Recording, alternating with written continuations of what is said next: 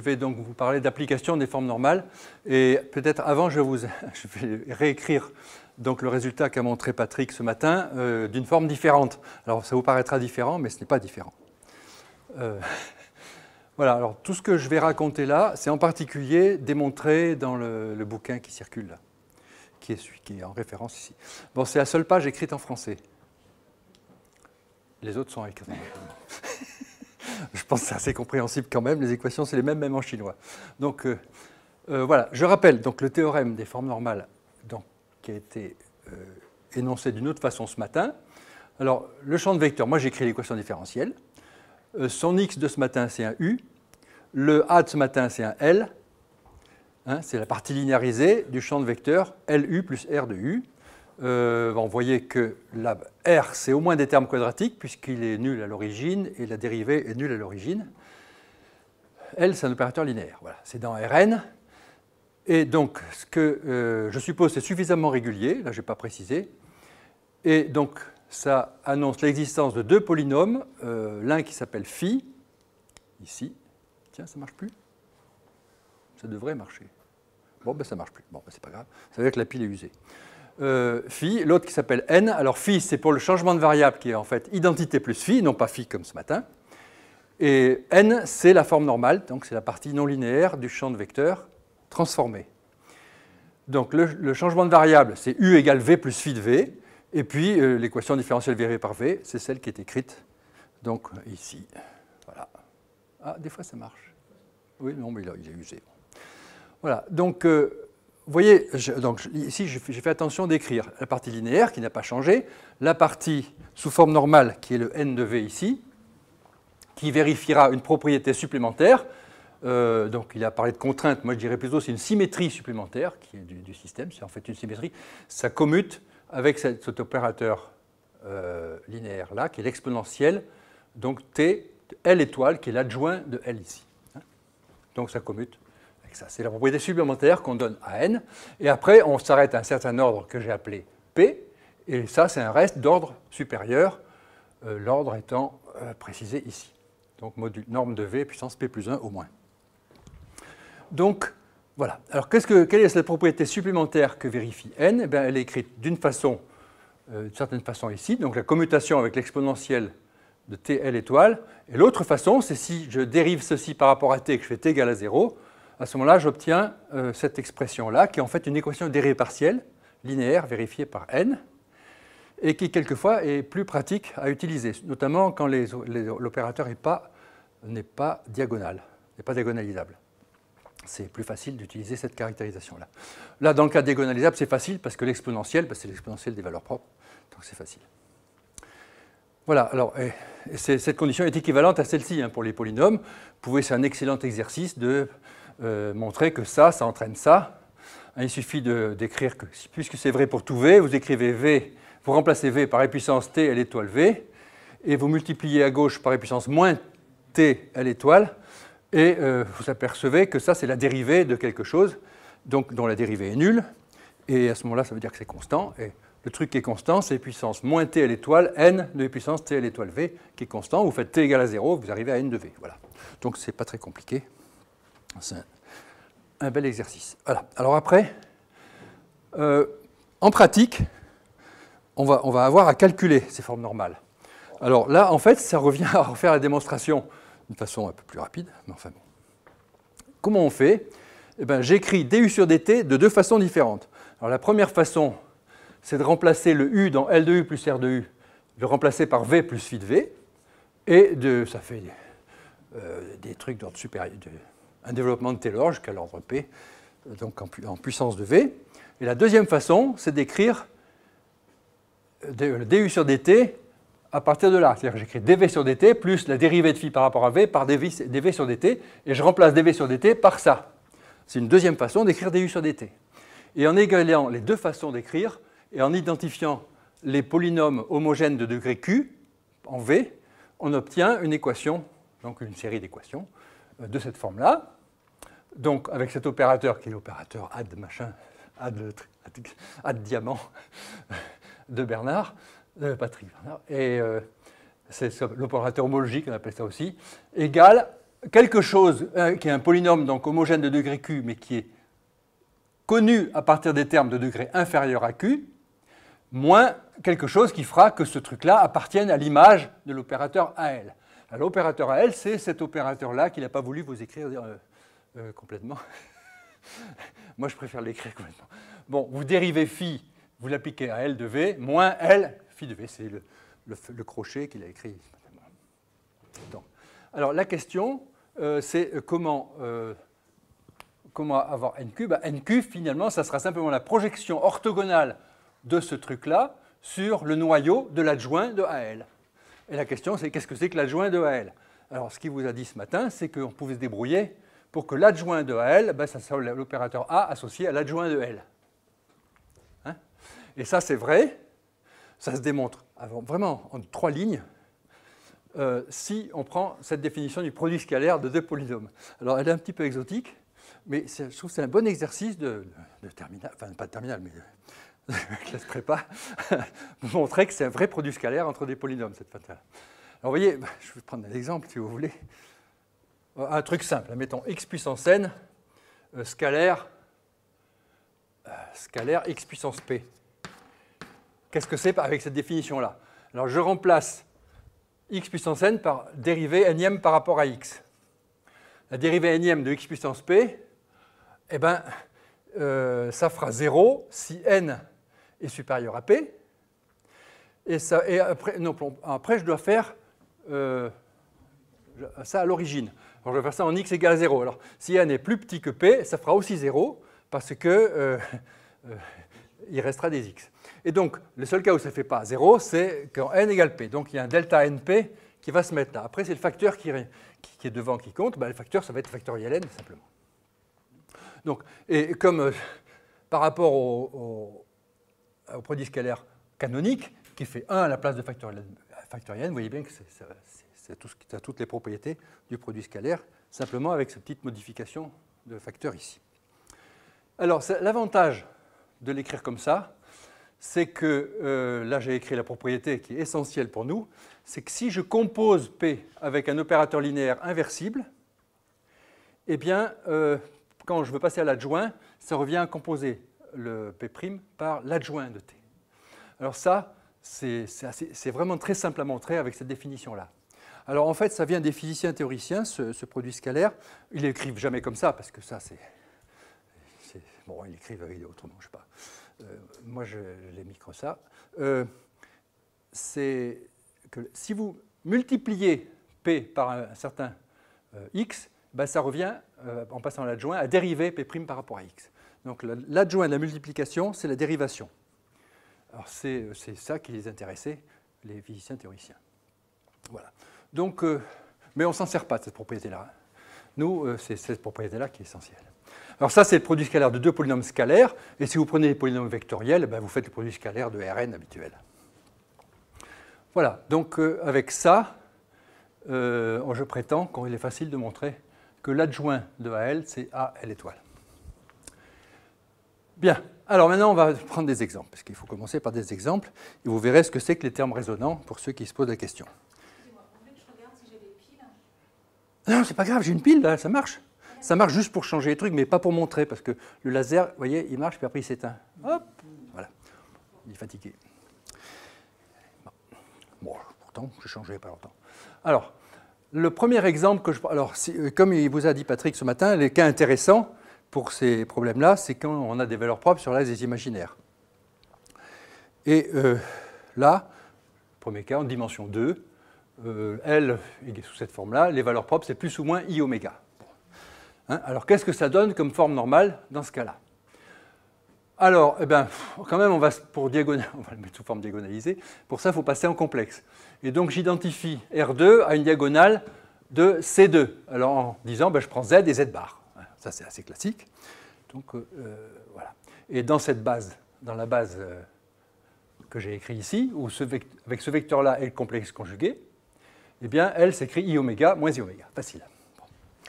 Alors maintenant, si donc j'écris n'importe quel vecteur de R2, c'est de la forme A fois zeta plus A bar zeta bar, avec A un nom complexe, voilà, c'est sa coordonnée. Et la forme normale, le n, donc de la partie non linéaire de l'équation différentielle transformée, eh ben, elle va avoir deux composantes, une première et une deuxième complexe conjuguée. Et ce que je prétends, c'est que le n automatiquement va s'écrire sous la forme a fois un polynôme de module de a au carré, et puis le complexe conjugué. Alors ça, je vais vous montrer en deux mots comment ça se démontre, parce que ça vaut le coup et c'est facile. Je ne montre que les choses faciles, tout compliqué, il faut regarder le bouquin. Voilà. Donc, comment on montre ça? Eh ben, c'est très simple. L'exponentielle, c'est de l'adjoint. L'adjoint, c'est moins L. Donc, vous mettez avec l'exponentielle moins I oméga t puissance I oméga t, voilà l'adjoint. Et donc, on utilise le fait que n commute avec cette exponentielle-là.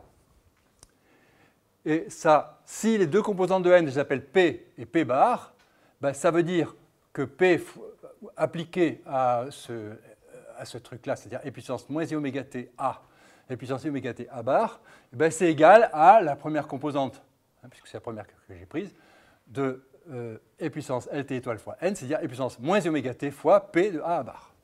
Voilà. Donc c'est tout bête. Et ça veut dire que simplement, ce P, eh ben, il commute avec toutes les rotations du plan complexe. Puisque c'est vrai quel que soit t. Et donc, il s'agit simplement de montrer qu'un polynôme de a et de a bar qui vérifie ce type de propriété quel que soit t, eh bien, il s'écrit forcément sous la forme a fois un polynôme de module de a au carré. Alors ça, c'est un tout petit lemme qui est écrit ici, alors qui est aussi un excellent exercice peut-être même pas classe prépa. Enfin, si, classe prépa quand même. Si. Je ne sais pas comment c'est maintenant, hein, ça s'est dégradé tellement. Alors, non, c'est une blague à part. Alors, donc j'ai dit, si j'ai une fonction de valeur complexe de classe CK, définie au voisinage de 0, donc une fonction de z bar. Hein. Alors, et qui vérifie cette propriété-là, qu'on a pour le P tout à l'heure, eh bien, qui vérifie ça pour tout t et pour tout z. Hein, parce que c'est en fait, c'est une fonction, hein, c'est même pas un polynôme ici, c'est une fonction. Alors, il existe une fonction paire à valeur complexe, g, de classe ck-1, telle que f s'écrit z fois g de module de z. Et si c'est un polynôme, ben, ça sera une fonction de module de z au carré. Alors, et la démonstration, elle tient là. Donc, ce n'est pas très compliqué. Vous prenez cette identité et vous choisissez d'abord t égale moins argument de z divisé par oméga. Bon, ça vous fait... tiens. Moins argument de z. Ça fait moins oméga t égale argument de z. Donc ça vous fait un truc réel ici. D'accord? Donc f de la partie enfin, du module quoi, de z, f module de z égale e puissance moins argument z sur oméga fois t, donc c'est puissance moins argument de z, moins i argument de z, fois f de z bar. Et donc vous voyez que f de z bar, c'est e puissance i argument de z fois f de module de z. Ce que j'ai dû écrire quelque part. Voilà, c'est ça. Voilà. Et donc, c'est un premier truc, première propriété. Deuxième propriété, je prends t égale pi sur oméga. À ce moment-là, vous voyez tout de suite que ça fait que f de moins z bar, c'est moins f de z bar. Donc f est impair par rapport à z bar.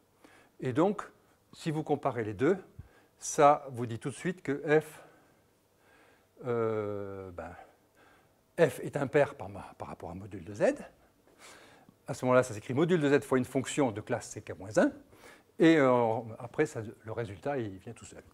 Voilà. Donc, bon, ça me paraît assez simple, comme ça. Donc, voilà. Donc, c'est les résultats.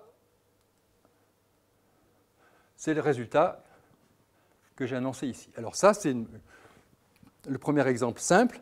Mais pour les problèmes de bifurcation, on a besoin d'un petit peu plus que ça. On a besoin de champs de vecteurs qui dépendent de paramètres. Et en fait, ce qui nous intéresse, c'est le changement de structure des solutions quand le paramètre varie. C'est ça, les bifurcations, en gros, sans loosely speaking. Et alors donc, je veux avoir une version du théorème avec des paramètres. Alors c'est ce qui est ici quand je rajoute le paramètre mu, qui est dans Rm. Et le résultat est exactement le même qu'avant, sauf que le phi va dépendre du paramètre mu et que le n va dépendre du paramètre mu. Alors, je peux aussi construire le phi et le n de proche en proche avec des degrés croissants en mu, mais en fait, le théorème est beaucoup plus violent que ça. Il dit bon, ben, que ça va être des fonctions de mu, simplement. Bon, bien sûr, je peux les développer, écrire leur développement de Taylor, parce que dans la pratique, c'est ce qu'on fait, mais le résultat, en tant que fonction de mu, il est qu'on a le même résultat pour la forme normale, avec un reste qui va avoir le bon goût d'avoir une majoration indépendante de mu. On peut avoir ça indépendamment. Alors ça peut être utile dans certains cas où on cherche des choses avec des orbitomoclines, des choses où ça serait embêtant d'avoir le paramètre là-dedans. Mais en réalité, la plupart du temps, c'est au petit o de norme de V plus norme de Bu, le tout à la puissance P. C'est suffisant en général. Mais là, en fait, on a ça comme résultat. Et pour l'avoir, c'est un petit peu plus compliqué que de faire de proche en proche les degrés croissants. Il faut les prendre tous d'un coup jusqu'à un certain ordre, et puis faire le théorème des fonctions implicites là-dessus. Hein? Bien sûr, mais de proche en proche, tu n'auras pas le mu comme ça. Tu auras V plus mu, puissance P. Enfin, tu peux très bien faire ton théorème des fonctions avec des fonctions dépendantes de mu. Parce que, oui, je ne suis pas certain que ça... Enfin, bon, il faut vérifier.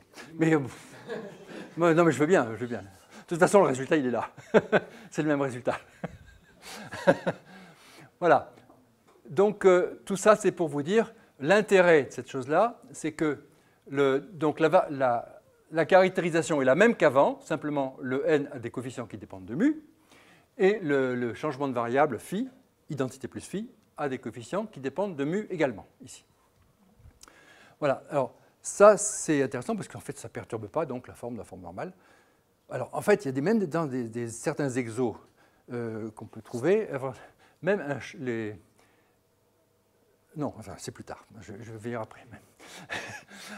Là, oui voilà, ça vient là. C'est maintenant, dans certains problèmes de physique, vous avez des symétries, même dans la plupart des problèmes qu'on considère de façon académique. Donc, et les symétries, ça se manifeste de la façon suivante. Elle est représentée par un certain opérateur linéaire, la plupart du temps, qui va commuter avec l'équation.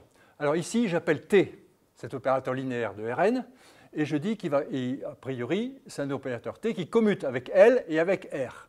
Hein, c'est comme c'est indiqué ici. Pour tout mu, on a ces relations de commutation. Alors à ce moment-là, on peut montrer que si T est une isométrie. Alors ça veut dire que T étoile égale T-1. Bon, c'est important que ce soit une isométrie parce que quand on parle d'adjoint et tout ça, on est un peu obligé. Alors, mais la plupart du temps, je n'en connais pas qui ne sont pas des isométries. Alors bon, c'est ça le problème. Donc ça ne restreint pas vraiment le champ des trucs.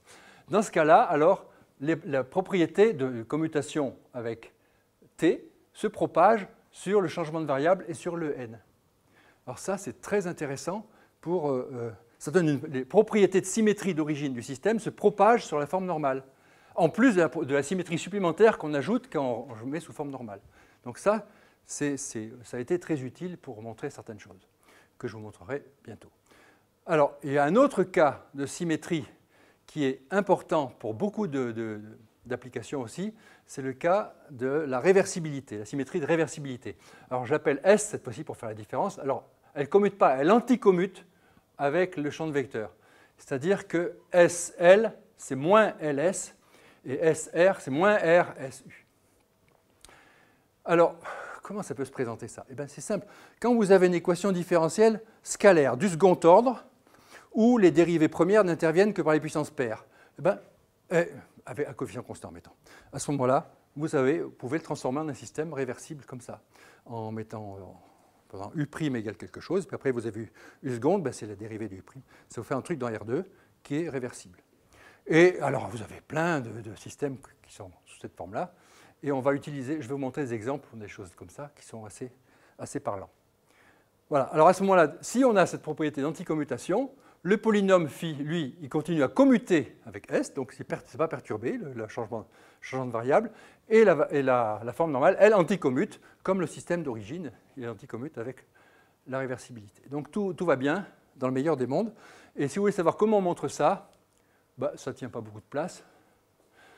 On introduit pour ça un opérateur que j'appelle J, qui en fait consiste à écrire T-1 phi de T, phi composé avec T. Et on regarde toute la démonstration donc, du théorème des formes normales, et on s'aperçoit que J commute avec l'opérateur homologique AL et aussi avec l'opérateur AL étoile. Et c'est là que ça sert que T-1 égale T étoile. Voilà, et à ce moment-là, on montre que le changement de variable lui-même est invariant par J ainsi que N. Alors pour le cas réversible, il y a moins simplement. C'est pareil. Donc ça, c'est par l'unicité du résultat, on a forcément J phi égale phi, puisqu'il n'y en a qu'un. Bon. Quand on l'a bien choisi aussi. On choisit... Ah oui, quand j'ai dit qu'on résout l'équation homologique là, pour avoir l'unicité du résultat, je choisis NQ orthogonal, enfin, comme étant la projection orthogonale de ce Q, indice Q, sur le noyau de l'adjoint. À ce moment-là, et je choisis un phi orthogonal au noyau de AL. Comme ça, tout est fixé, et comme ça, le résultat avec les symétries, il est impeccable. Parce qu'il y a unicité du résultat, il n'y a pas le choix. Voilà. Alors après, si on doit prendre d'autres formes normales que ça, on verra. Mais enfin, parce que, évidemment, a priori, on peut prendre n'importe quel n pourvu que ça soit dans l'image. Donc, pour rajouter au NQ que j'ai défini n'importe quoi qui est dans l'image, ben, ça marche encore. Bon, ça peut être utile dans certains cas aussi. Voilà. Donc maintenant, qu'est-ce qu'on va faire? Eh bien, premier exemple de bifurcation, qui est le truc le plus bateau possible, ce qu'on appelle la bifurcation de Hopf dans R2. Alors, je prends le L, le même que tout à l'heure, donc moins oméga oméga, et puis le R, il dépend de paramètres maintenant. Et donc la forme normale, ben, elle n'est pas changée, on sait que ça va être quelque chose.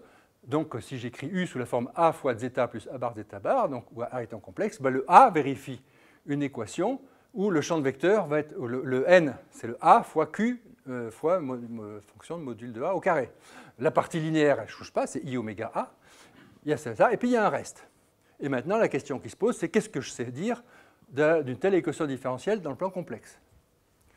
Alors en fait, qu'est-ce qu'on fait? La première chose qu'on fait, c'est qu'on enlève le reste, et on regarde si on sait faire avec le truc avant. Et là, tout s'éclaire, et on voit que grâce à la mise sous forme normale, on sait à peu près tout de ce qui se passe ici. Alors, bon, j'écris les termes principaux de Q sous la forme A mu plus B à 2. Si certains sont nuls, il faut aller un peu plus loin. Hein. Bon, c'est tout, bah, je fais le cas le plus simple. Et à ce moment-là, vous le mettez sous forme polaire, et ça ne pose pas de difficulté. Et vous apercevez que, je parle du système tronqué, hein. Donc j'ai enlevé le reste qui est en ordre supérieur, et donc il reste la partie radiale qui est indépendante de la partie angulaire, donc c'est découplé, et la partie angulaire qui est ici. Où la QR c'est la partie réelle de Q, et QI c'est la partie imaginaire, comme j'ai indiqué ici. Et alors, le Q indice R, avec la partie principale que j'ai écrite juste ici, c'est pas compliqué, hein, c'est A partie réelle mu plus B partie réelle module de A au carré plus des termes supérieurs, enfin, comme ça. Donc tout ça, c'est très gentil, et on arrive, par exemple, à quand cette quantité-là est positive, eh bien, on voit une autre solution d'équilibre de cette équation-là, parce que R égale 0, bien sûr, c'est la solution de base, puisqu'on sait que l'origine est solution dans tous les cas, et puis on a d'autres solutions correspondant à ça. Bien sûr, il y a une solution unique du problème aux valeurs initiales, mais ça, c'est un problème, mais on veut savoir, à la fin, qu'est-ce qui se passe. Alors, on veut savoir quelles sont les solutions stables, par exemple. Hein, en physique, c'est ça. Et là, on s'aperçoit qu'il y a une autre solution intéressante qui est de l'ordre de racine de mu. Alors, ça dépend du signe des coefficients pour savoir de quel côté ça bifurque. Voilà. Donc là, j'ai pris un cas, le cas où ce qu'on appelle supercritique. Bon. AR positif, ça veut dire que la solution 0 devient instable quand mu croît. Ça veut dire. Et ça, c'est le terme non linéaire qu'il faut calculer de toute façon pour savoir si ça bifurque à droite ou à gauche. Alors maintenant, ça, c'est la solution du problème tronqué. Qu'est-ce qui se passe pour le système complet? Alors, pour le système complet, eh bien, on fait un petit changement de variable avec la solution du système tronqué ici, plus une perturbation, et on regarde qu'est-ce que vérifie la perturbation. Alors, elle vérifie quelque chose comme ça. Et l'astuce, c'est de ne pas l'écrire la dérivée par rapport à t, mais par rapport à l'angle phi. Donc, on a une équation scalaire, dv sur dφ égale quelque chose qui est quand même un coefficient constant par rapport à phi, plus des termes d'ordre supérieur, qui dépendent de phi, bien sûr, et de r. De r qui est remplacé par ça, bon, par donc de v et phi. Et alors ça, c'est pas très compliqué de faire ce qu'on appelle une application de point carré. On part d'un certain point, on fait un tour, et la question c'est de savoir est-ce que ça peut revenir au même point pour avoir une solution, la solution périodique, comme j'avais pour le système tronqué.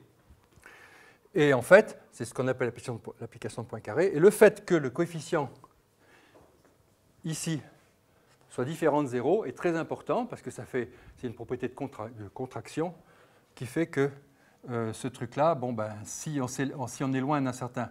Alors là, j'ai pris... Oui, il faudrait prendre moins racine de machin ici.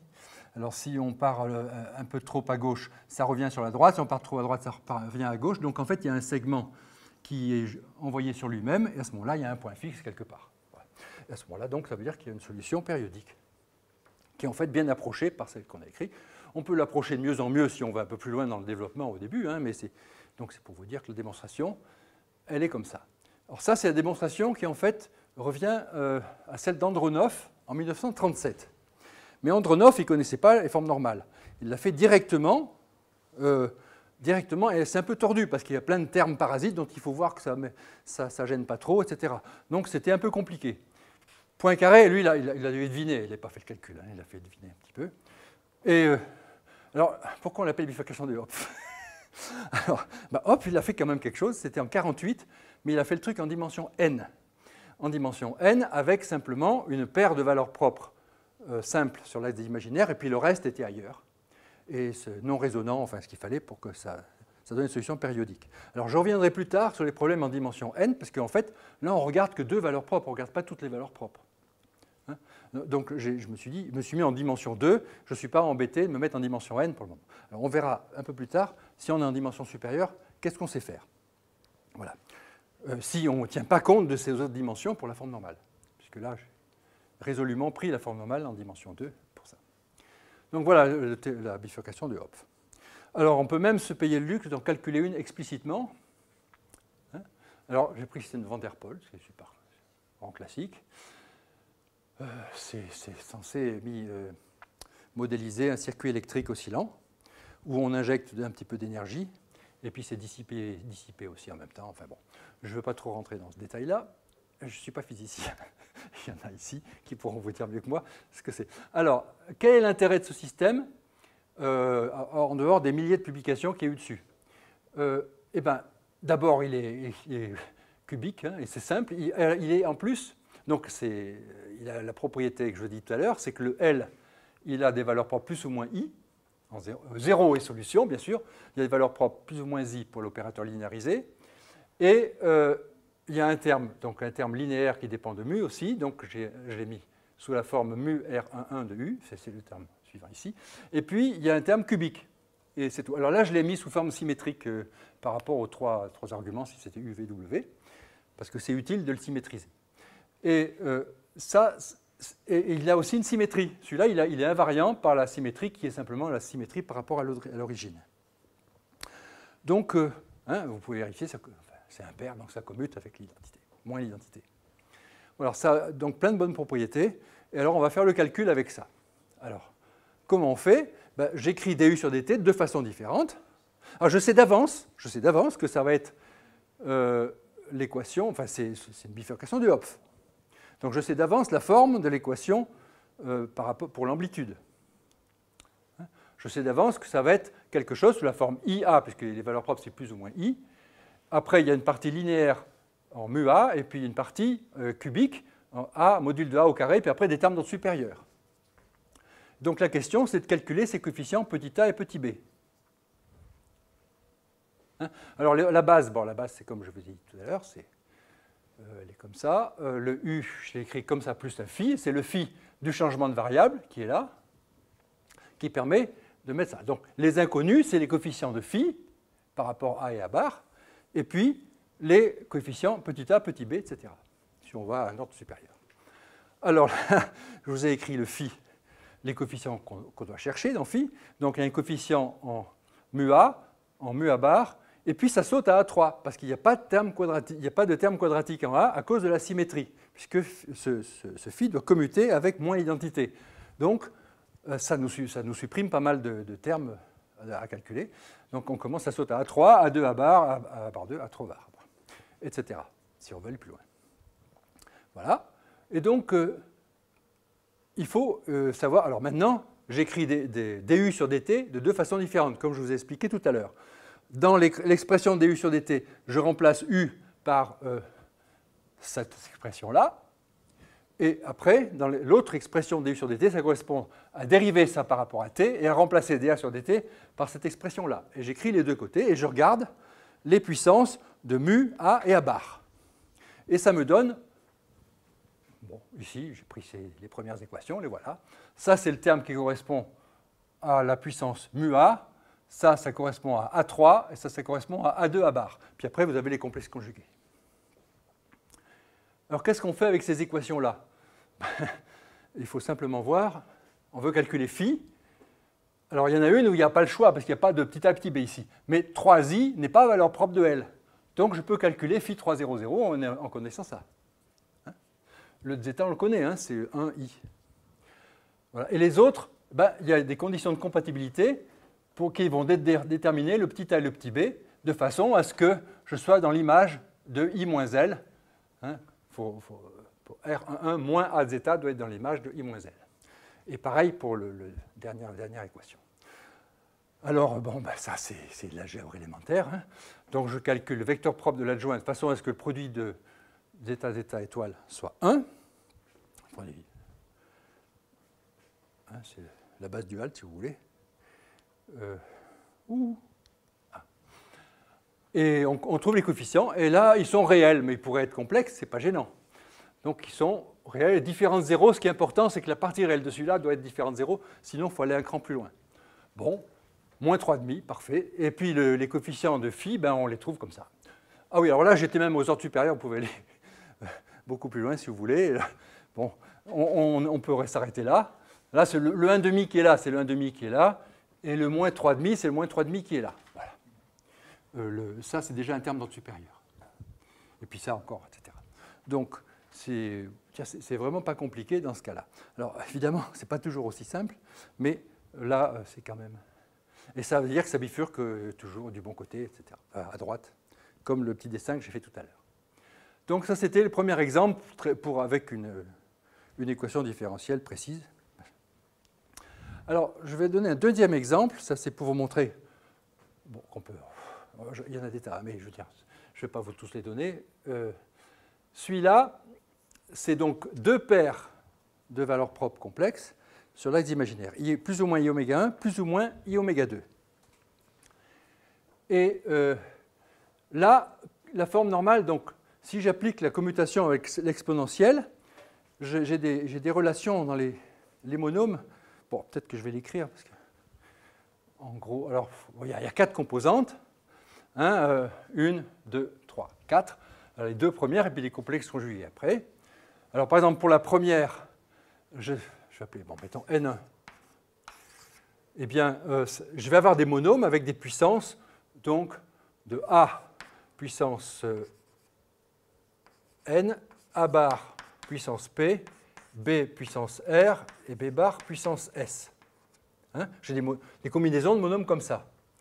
Et la condition de commutation avec l'exponentielle donc de L étoile T, ça revient à multiplier A par E puissance moins I oméga 1 T, ça c'est A, et B par E puissance moins I oméga 2 T. D'accord?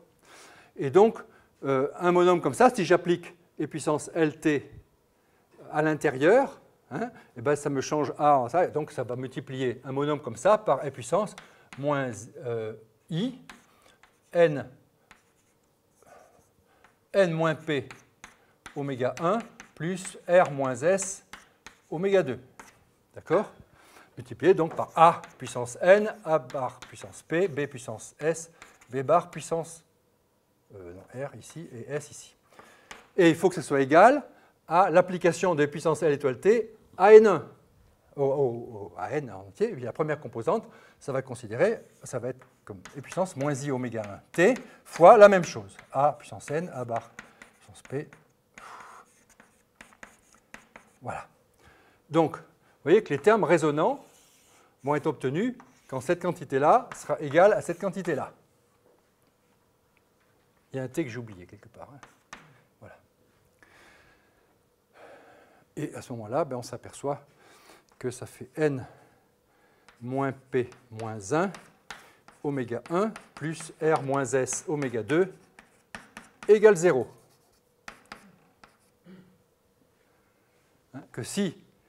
Que pour tous les N et P, N, P, R et S tels que ça égale à 0, eh bien, j'ai un terme résonant. C'est-à-dire que je ne pourrais pas enlever les termes, les monômes correspondants. Ah, alors ça veut dire, ça dépend si oméga 1 sur oméga 2 est rationnel ou non.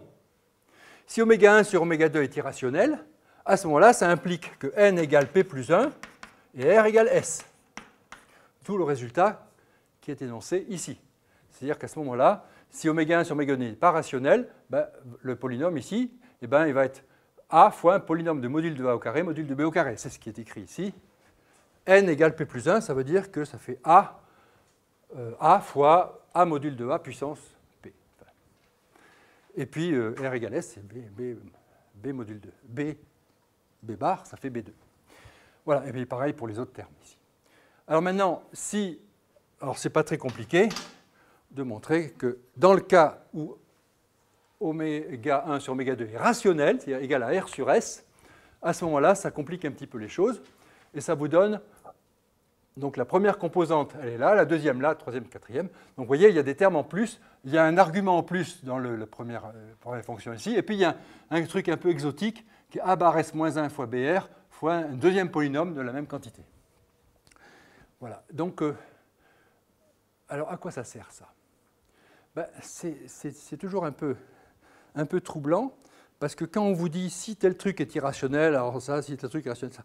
Mais pour un problème physique, vous ne savez jamais. Donc c'est des valeurs approchées que vous avez toujours. Et donc en réalité, ce qu'il faut faire, ça c'est moi qui vous le dis, c'est il faut considérer quel est le rationnel le plus près du rapport oméga 1 sur oméga 2. Et considérer que vous avez un paramètre de détuning en plus qui va vous dire plus ou moins proche du mauvais rationnel que vous êtes. Et à ce moment-là, il faut faire celle-ci et pas l'autre avant. Et à ce moment-là, si le S est assez grand, vous voyez tout de suite que les termes ici sont d'ordre très élevé par rapport à ce qui est avant. Et donc, ça ne gêne pas trop. Mais au moins, c'est exact ce que vous faites. Parce que sinon, vous ne saurez jamais, c'est un peu gazeux, quoi. C'est pas. Voilà. Donc, voilà, c'est simplement pour prévenir que si vous avez des problèmes comme ça, il faut un peu se méfier et se mettre. Alors, c'est l'histoire des langues d'Arnold et des choses-là, c'est relié à ces machins-là. Bon, je ne veux pas insister plus là-dessus. Je voudrais maintenant montrer un exemple avec un opérateur non diagonalisable. Parce que c'est quand même là l'un des intérêts majeurs de cette technique. Alors, si je prends un exemple en dimension 2, donc le bloc de Jordan, donc 0 valeur propre double avec un bloc de Jordan de 2. Alors, donc je suis en R2, je vais chercher un N à deux composantes, et ces deux composantes, je prétends qu'on peut toujours les mettre sous la forme A fois un polynôme de A, plus B fois le même polynôme de A, plus un polynôme de A seul. C'est-à-dire que la dépendance par rapport à B est très simplifiée. Ça supprimait quand même beaucoup de termes. Et ça, c'est quand même très intéressant. Alors pourquoi? Comment on peut montrer ça? Je prends donc les deux composantes φ1 et φ2, a priori, ces deux polynômes de A et B, et je vais utiliser la deuxième caractérisation, celle avec l'équation aux dérivées partielles. Alors, je rappelle... Ouf, pas casser l'école normale, ça serait dommage. Alors, je ne viens pas de cette école, alors je peux, mais bon. Alors... Hein? Absolument, absolument, absolument. Alors, je disais qu'il faut écrire que la dérivée de n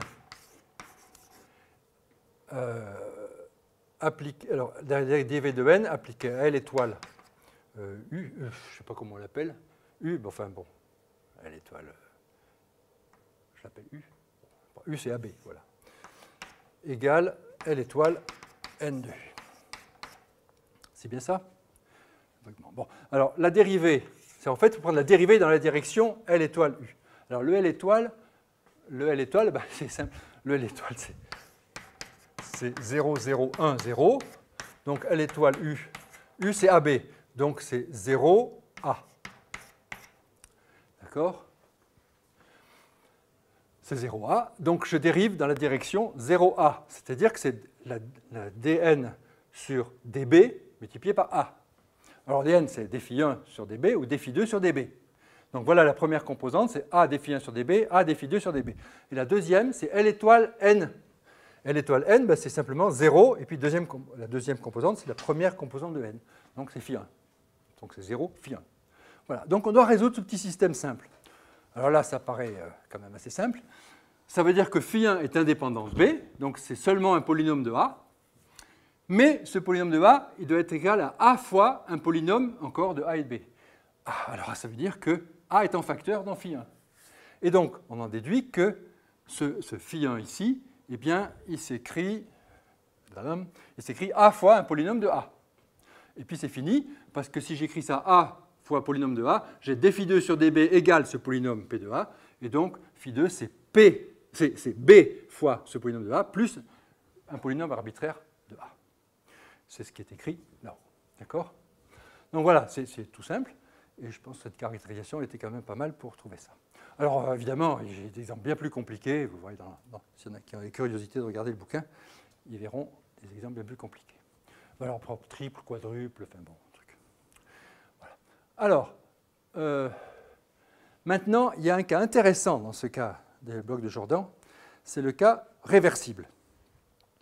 Et vous verrez qu'il y a des applications juste après. Alors, le cas réversible, ça veut dire que j'ai une symétrie S qui anticommute avec L et avec R.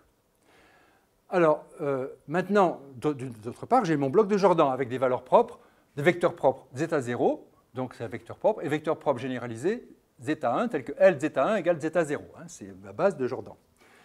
Alors, maintenant, j'applique cette réversibilité. Donc, SL, c'est moins LS.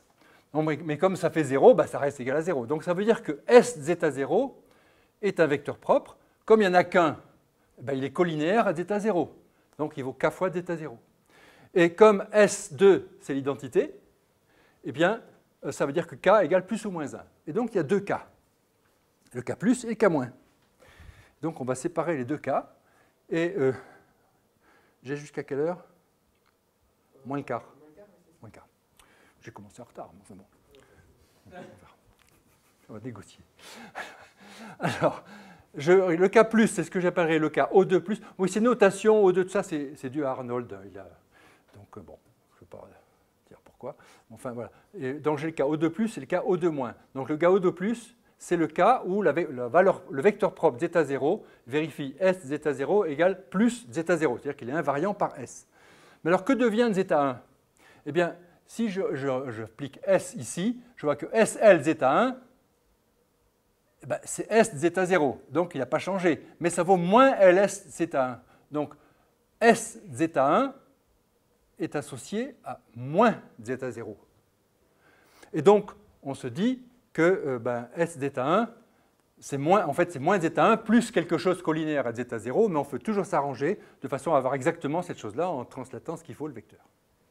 Puisque zeta1 est toujours défini à un élément près du noyau. Donc, on peut s'arranger pour avoir ça. Donc, dans le cas où k égale plus ici, ici, ça fait moins pour le zeta1. Et puis, dans l'autre cas, dans le cas moins ici, ça fait plus pour le zeta1. Voilà, donc c'est ça qu'il faut retenir pour les petits calculs qui viennent après. Alors, donc, je regarde pour les bifurcations maintenant. Donc, ça dépend d'un paramètre. J'ai mon champ de vecteurs qui anticommute avec S, et je cherche la forme normale.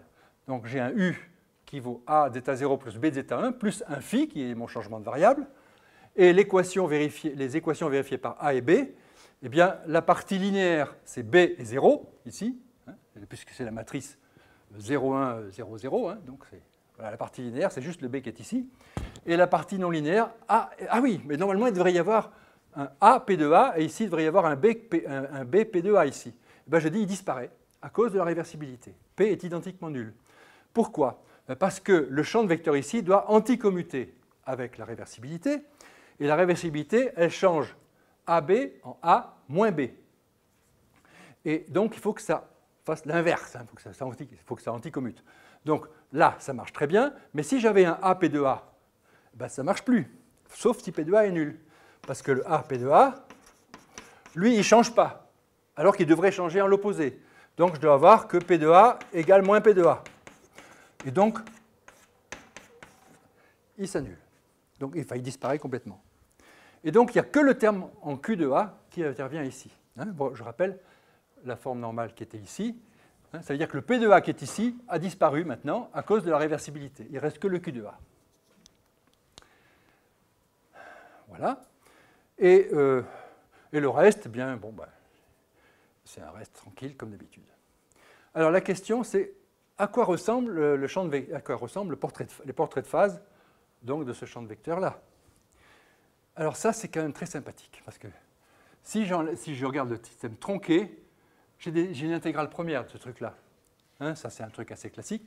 Vous remplacez, vous multipliez par B à gauche ici, et vous remplacez B par dA sur dt. Vous voyez que c'est dérivé de quelque chose des deux côtés, et ça vous donne, voilà, l'intégrale première qui est ici. D'accord?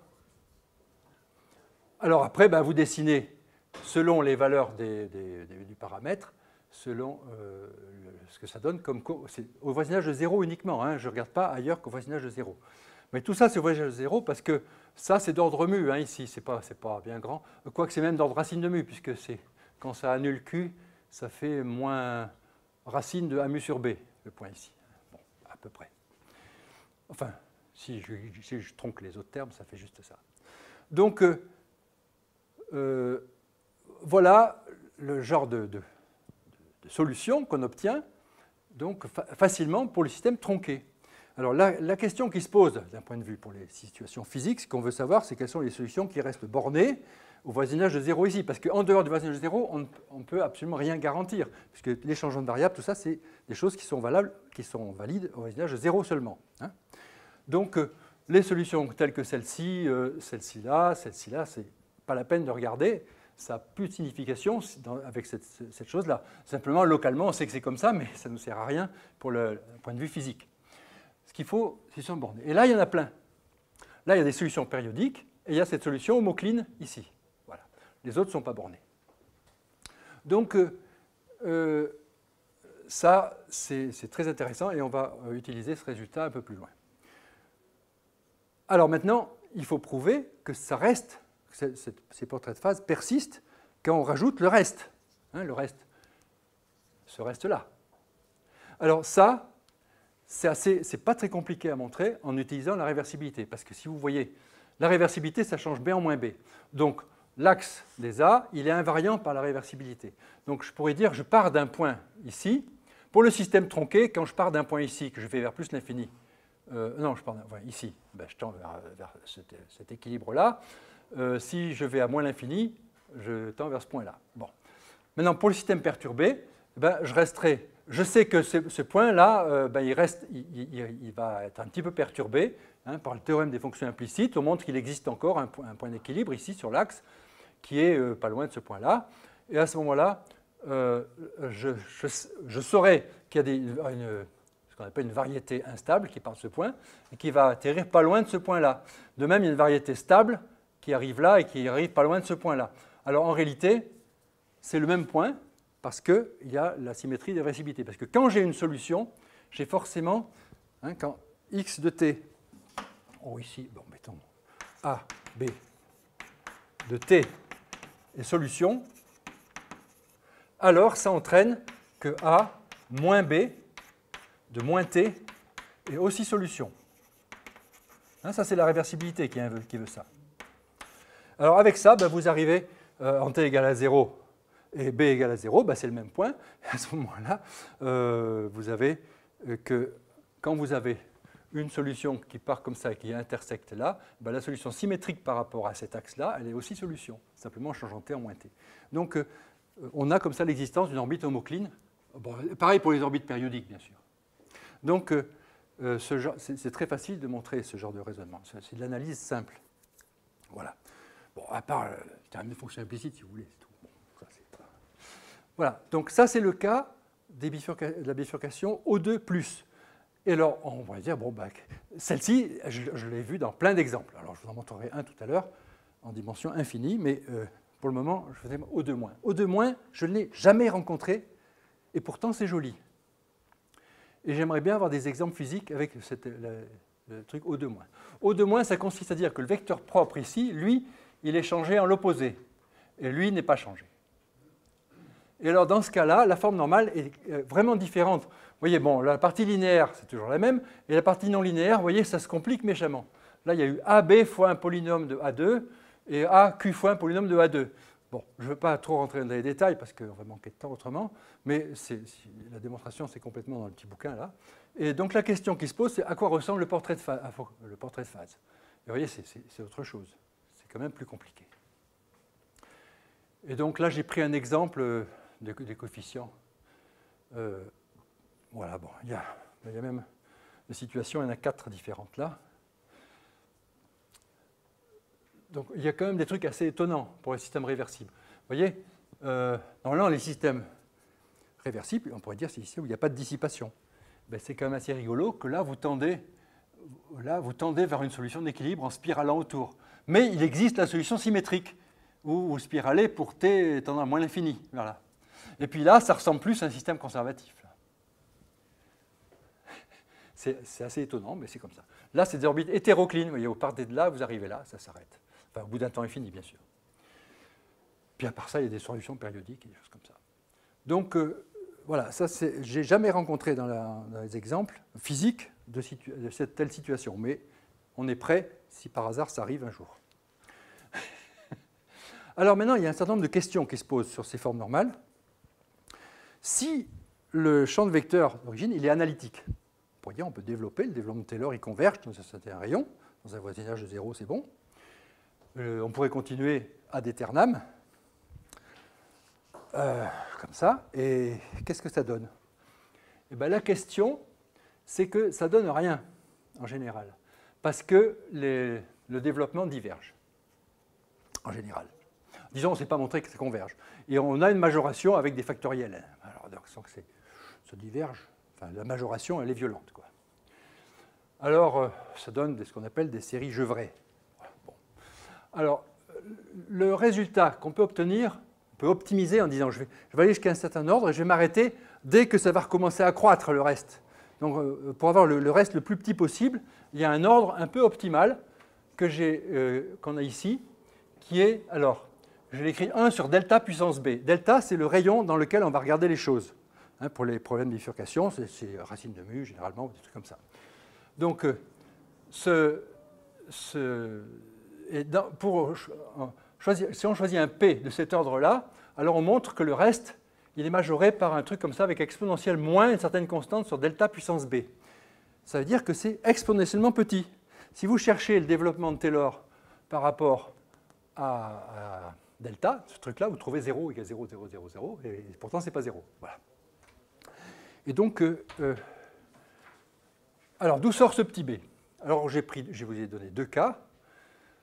Ah oui, alors ça, c'est le résultat, il est montré facilement si la valeur propre, si le vecteur, si l'opérateur linéaire est diagonalisable. S'il n'est pas diagonalisable, il n'y a pas de résultat général. Il y a des résultats partiels pour les blocs de Jordan simples, comme 0, 1, 0, 0, des trucs comme ça, mais pas pour le cas général. C'est donc que dans le cas qu'on appelle semi-simple, qu'on a le résultat que j'annonce là. Alors, là, c'est des relations donc, entre les valeurs propres. Donc, si je prends des combinaisons entières des valeurs propres, il ne faut pas que je tombe sur une autre... Enfin, ou si je ne tombe pas... soit je tombe sur une valeur propre, à ce moment-là, c'est un terme résonant, soit je ne tombe pas sur une valeur propre, mais il ne faut pas que je sois trop près. Et ça, c'est ce qu'on appelle une condition diophantienne. C'est-à-dire que le alpha, c'est la somme des alpha 1, alpha 2, etc. Ici, le tout à puissance tau. Donc c'est une condition diophantienne, c'est-à-dire que je ne veux pas que ce soit trop près de lambda j, cette combinaison entière de ça, quel que soit le lambda j, bien sûr. À ce moment-là, le petit b en question, il est relié au taux qui est ici. C'est 1 sur 1 plus taux. Voilà, ça c'est un truc, c'est un résultat comme ça. Alors pour arriver à un tel de résultat, il faut se plonger dans la démonstration et chaque fois, vous voyez, on a l'opérateur homologique égal à quelque chose. Il faut mesurer l'inverse, la norme de l'inverse de l'opérateur homologique. Mais l'inverse sur le complémentaire de son noyau, hein, bien sûr. Sur son image et complémentaire de son noyau. Qui envoie sur...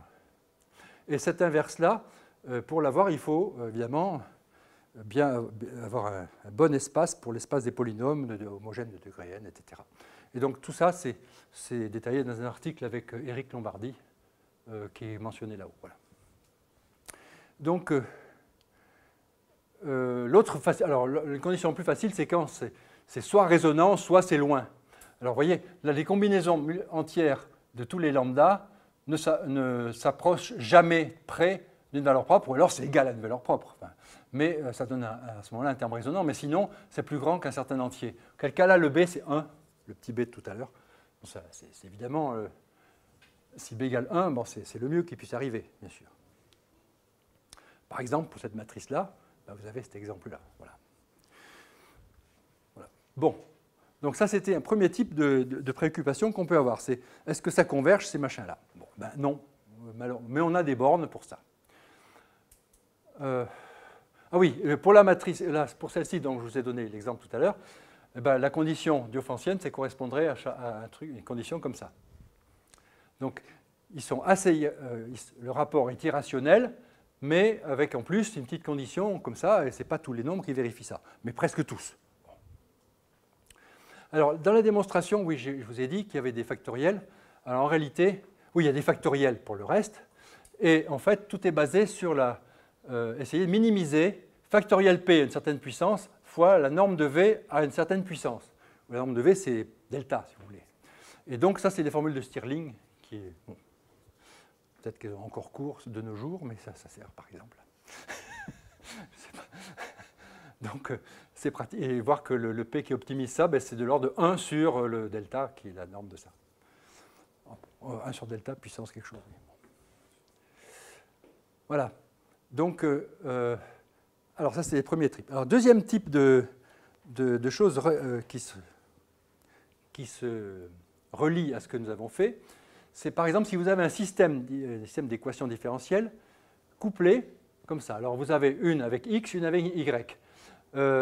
Alors là, les parties linéaires sont découplées. Là, vous avez L0 et L1, et puis les parties non linéaires sont couplées. Alors, le L0, je suppose qu'il est semi-simple, c'est-à-dire qu'il est diagonalisable. Bon. Le L1, ce n'est pas nécessaire qu'il soit diagonalisable. Et les restes, c'est au moins quadratique par rapport à xy.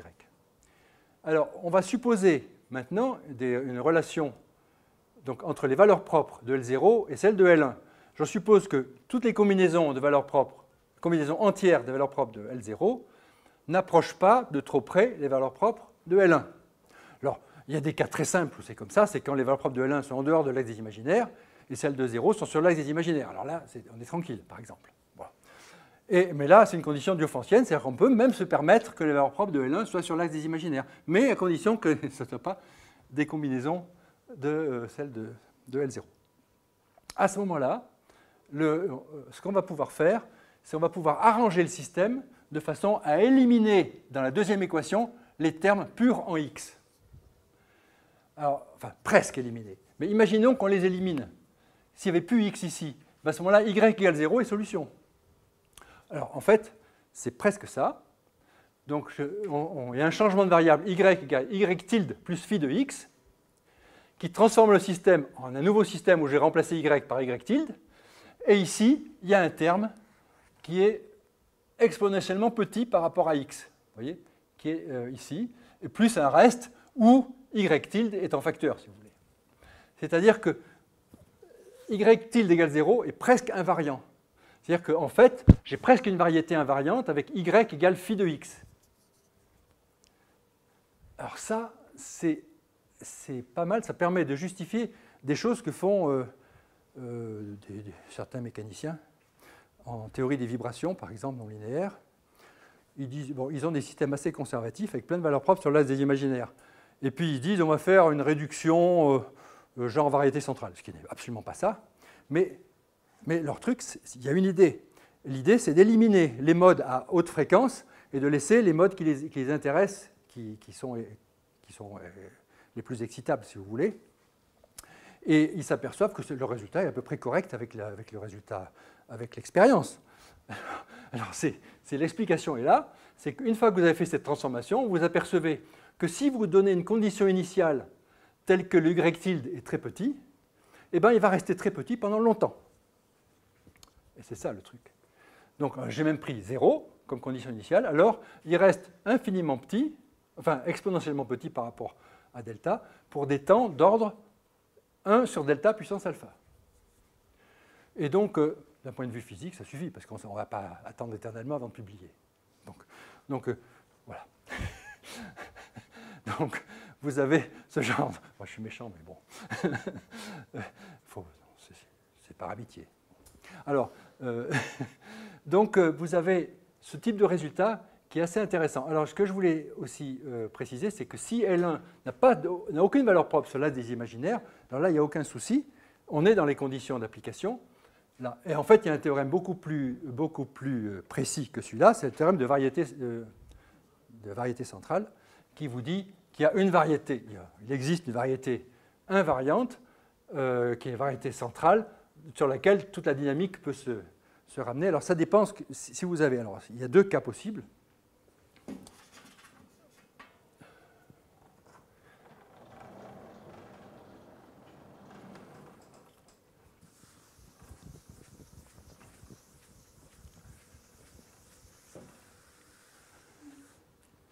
Alors, là, je vous ai pris un cas.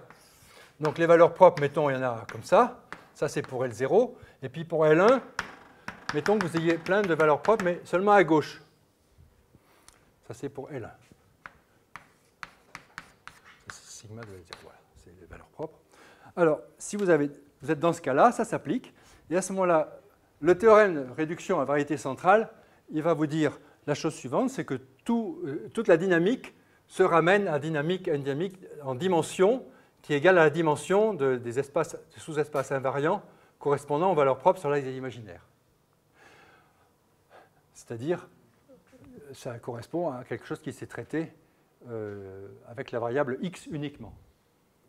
Hein, c'est comme si je disais, il n'y a pas de y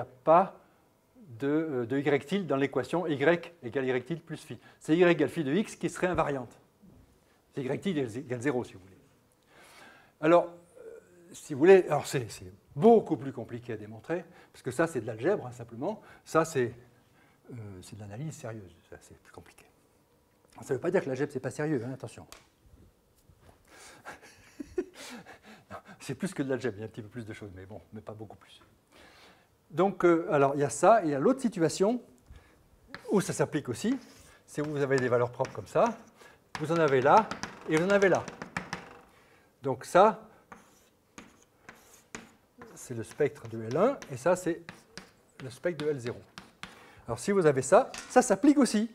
Ça s'applique aussi, mais attention, il faut faire un petit peu... Il faut faire attention, ça veut dire que la variété centrale, il y a une variété centrale, mais quand on vous dit que la dynamique se réduit à la dynamique centrale, ce n'est pas tout à fait vrai. C'est si on cherche les solutions qui restent bornées, voisines de 0, quand t varie de moins l'infini à plus l'infini, alors elles sont forcément sur la variété centrale. Mais il faut aller de moins l'infini à plus l'infini, parce qu'il faut éliminer aussi bien les modes qui croissent quand t va vers plus l'infini que ceux qui croissent que quand t va moins l'infini. Enfin, bon, je ne sais pas si c'est lesquels sont lesquels. Enfin, oui, ceux-là, qui croissent quand t va moins.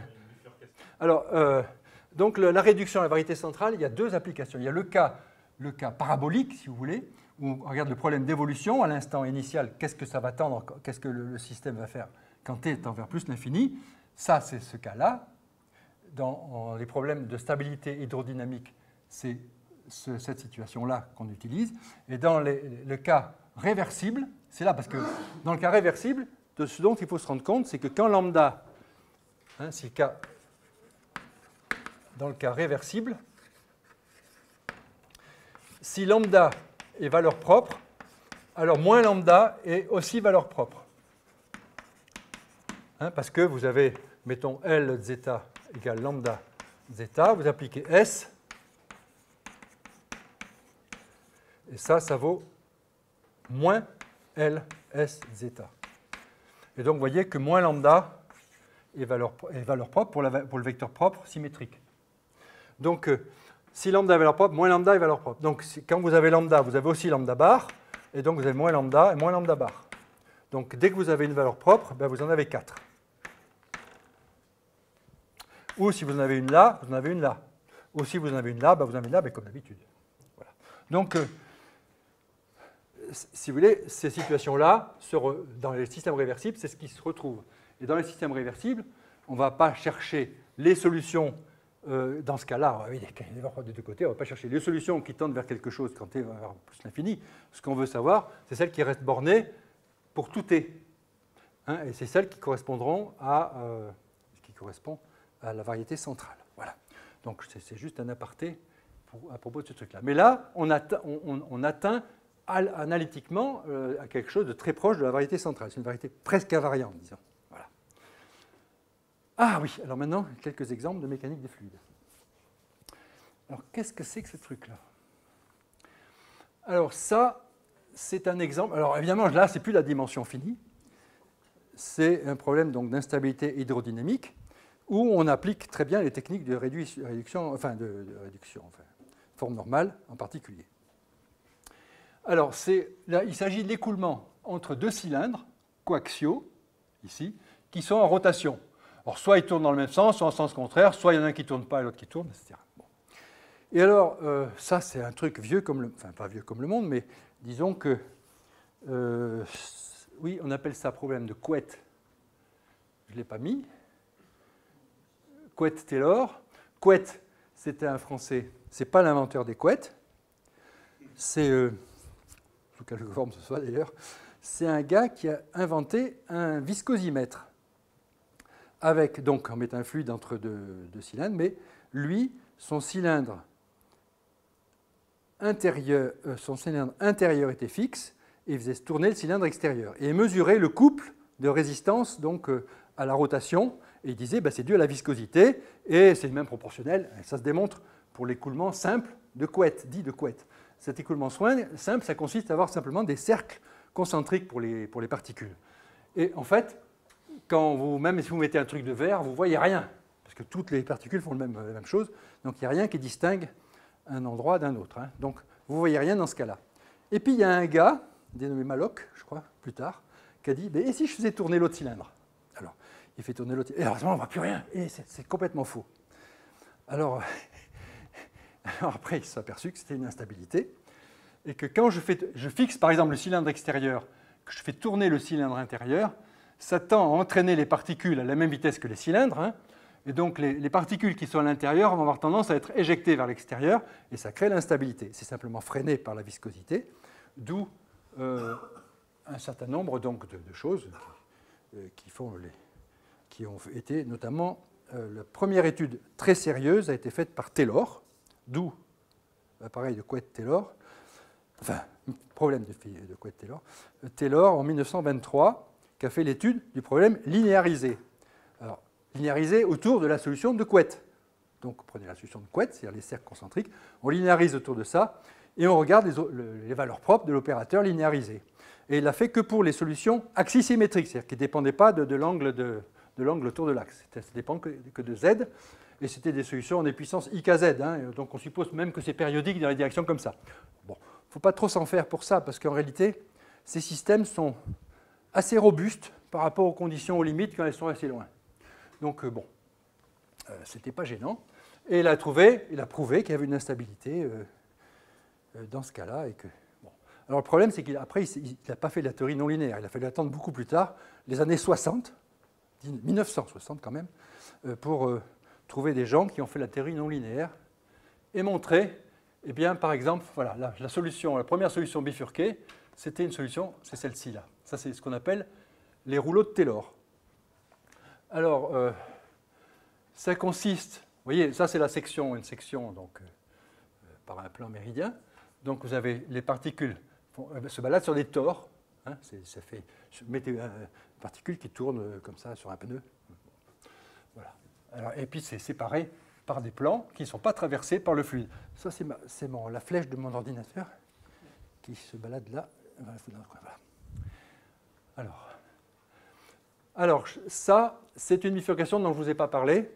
C'est en fait une valeur propre qui passe par 0. Mais il y a en plus des symétries dans ce problème. Et là c'est très important. Bon, il y a la symétrie, on pourrait dire, qui saute aux yeux, c'est l'invariance par rotation, mais ce n'est pas celle-ci qui intervient d'abord. Il y a en plus symétrie d'invariance par translation le long des z, si on ne tient pas compte des conditions limites réelles. Et ça, c'est important. Et la symétrie z en moins z. Alors on pourrait s'interroger, mais quand même, il y a la gravité là. Mais la gravité ne joue aucun rôle, parce que la gravité, c'est en fait, ça dérive d'un potentiel et ça peut être incorporé dans la pression et on ne le voit plus dans l'équation. Donc si vous voulez, c'est invariant. Il y a une invariance z en moins z, translation par rapport à l'axe long de z, et puis invariance par rotation. Donc ça fait beaucoup de symétrie. Et si on regarde ce que ça donne pour la première, ces choses-là, ça correspond en fait à des vecteurs. Alors je vais peut-être les écrire. Ça correspond, donc les vecteurs propres, ça correspond à des choses de la forme une fonction, bon, c'est les vecteurs vitesse, disons les particules, là, et puissance ikz. Et la valeur propre, elle passe par 0. Hein, c'est des trucs en puissance ikz, avec une certaine fonction de R pour que ça colle, pour que les conditions limites se collent par rapport au cylindre. Hein. Et donc quand vous avez ça, vous avez aussi la symétrique par rapport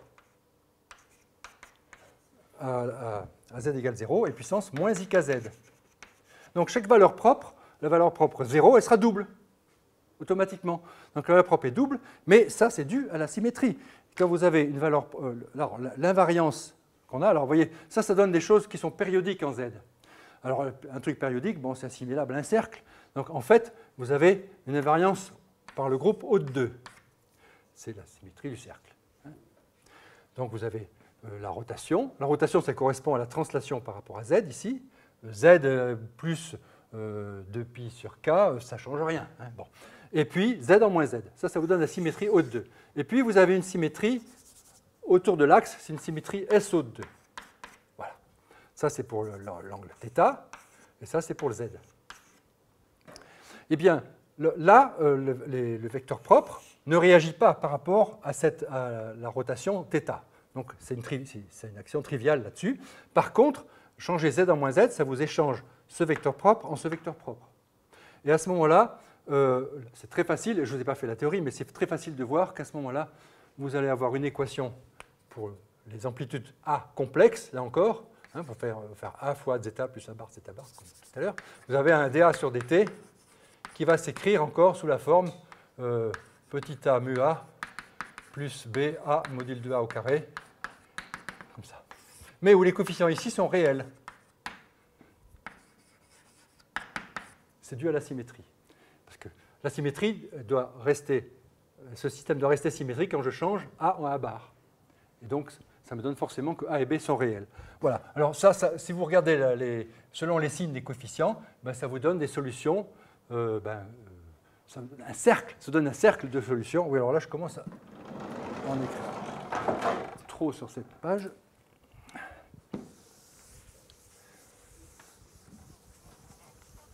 C'est un cercle de solutions stationnaires.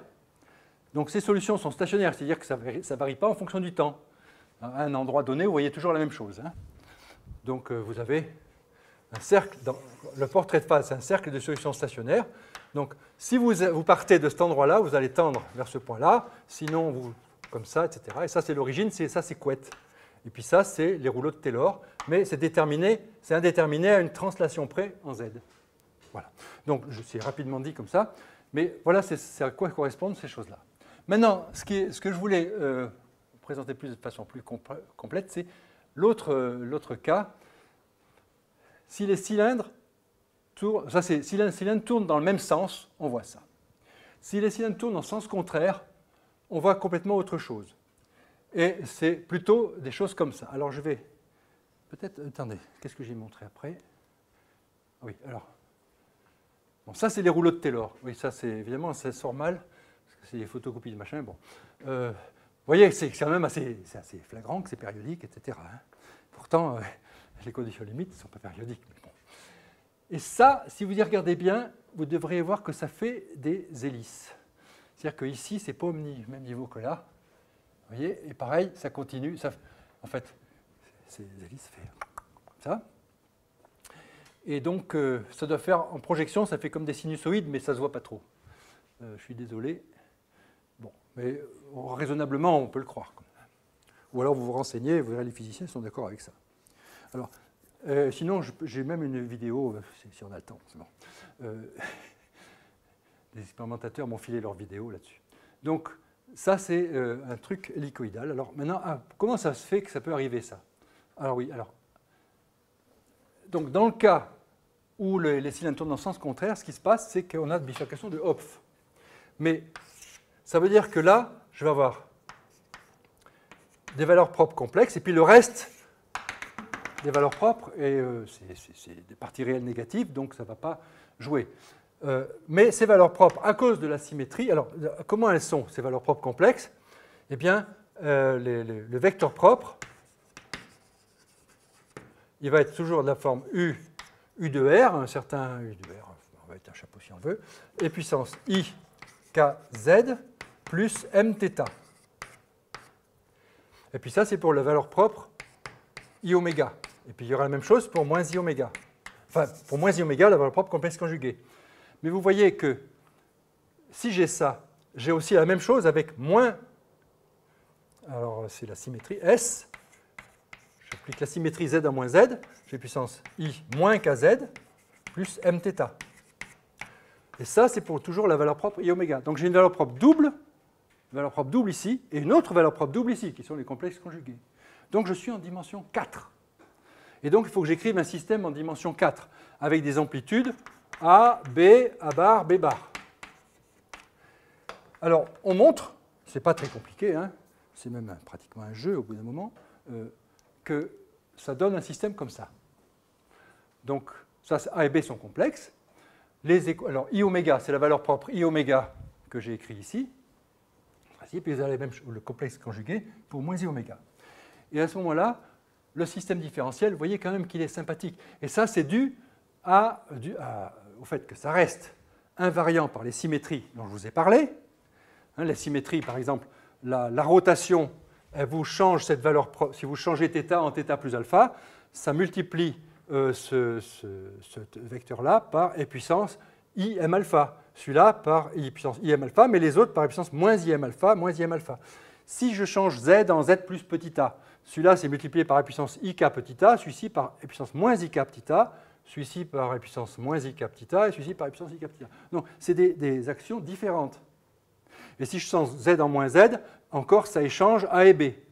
Donc tout ça, ça doit être vérifié sur ce système-là. Et donc ça le simplifie considérablement. Et donc il n'y a plus qu'à chercher les coefficients petit a, petit b et petit c. Voilà. Alors, une fois qu'on a compris qu'il y a 3 coefficients à chercher, alors le coefficient petit a, ça vient de la partie linéaire. Quand je fais bouger le paramètre, je veux savoir si l'écoulement de base, c'est-à-dire l'écoulement de Couette, en cercle là, devient instable ou s'il reste stable. Alors, en fait, il devient instable. C'est pour ça qu'on s'aperçoit qu'on ne le voit plus. Donc, ça veut dire que le petit a, il est positif. Bon, si on fait croître mu, petit a est positif. Donc celui-là, on n'en parle plus.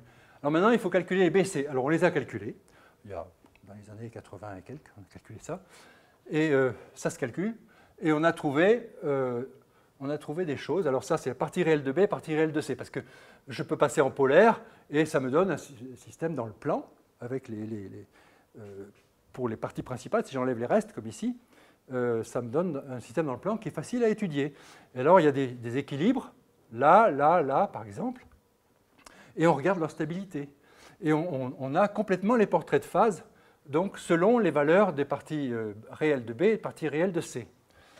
Et alors, à quoi correspondent ces solutions? Ben, ici, par exemple, ça correspond à une solution, hein, puisque ça, c'est une position, elle est attractive, celle-ci. Bon, 0, ça correspond à l'écoulement de Couette. Hein. Alors ici, ça correspond aux solutions en hélice. Ça, c'est les hélices symétriques. Et ça, c'est une solution autre qui est plutôt en onde stationnaire, hein, dont je vous parlerai. Donc, les solutions en hélice, pourquoi? Parce que là, par exemple, j'ai que A qui est différent de 0 et B qui correspond à le module ici est égal à 0. Donc, il n'y a que le A ici. Et c'est une solution qui va avoir ici, simplement cette composante-là. Celui-là, il va avoir 0 en facteur ici. Donc, c'est un kz plus mθ plus i oméga t. Donc, il va y avoir un groupement qui va se propager pour toute la solution, ça va être une fonction de kz plus mθ plus oméga t, une fonction périodique de ça. Donc ça veut dire que quand je fais croître z de quelque chose, c'est pareil que si je fais croître θ de quelque chose, ou le temps de quelque chose. Ça donne les hélices. Hein, donc ça, c'est pas compliqué à voir. Alors, ce qu'on a bien remarqué quand on a fait les calculs, c'est qu'il y a des plages de valeurs du paramètre où on est dans ce secteur-là, c'est-à-dire qu'on voit ces solutions-là, c'est les hélices, et d'autres plages où on a ça. Et personne ne les avait vues avant. Et là, ça correspond à voir les ondes stationnaires qui correspondent à ces trucs-là. Et alors, avec les calculs, on aura donné au gars, c'était Randy Tagg aux États-Unis, et qui faisait ça. Bon, il a 100 appareils côté leur à côté, enfin, bon, c'est l'usine. Et il a essayé de reproduire les paramètres qu'on lui dit, et il a trouvé ces solutions-là. Donc, c'était prédit par la théorie. C'était un grand succès à cette époque. Donc, c'est ce qu'on a appelé les rubans. Enfin, bon. Voilà, donc tout ça, c'est un exemple donc, pour un problème d'instabilité hydrodynamique. Alors maintenant, ce que j'aurais... Oui, c'est ce qu'on appelle une bifurcation de Hopf avec symétrie haute 2. Ça.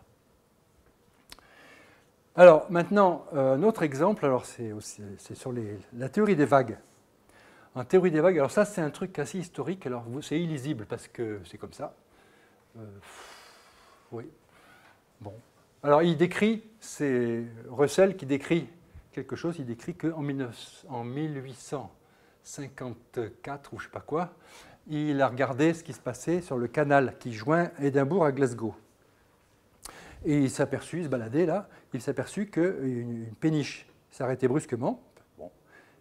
Et à ce moment-là, il a vu se détacher devant la péniche une onde qui a continué son chemin à vitesse constante, sans se déformer.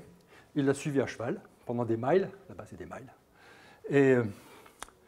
Et après, il s'est posé la question.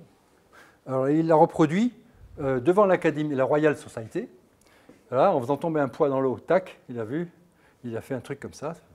Et pendant longtemps, on a cherché à comprendre ce truc-là. Alors, c'était la fameuse onde solitaire. Donc,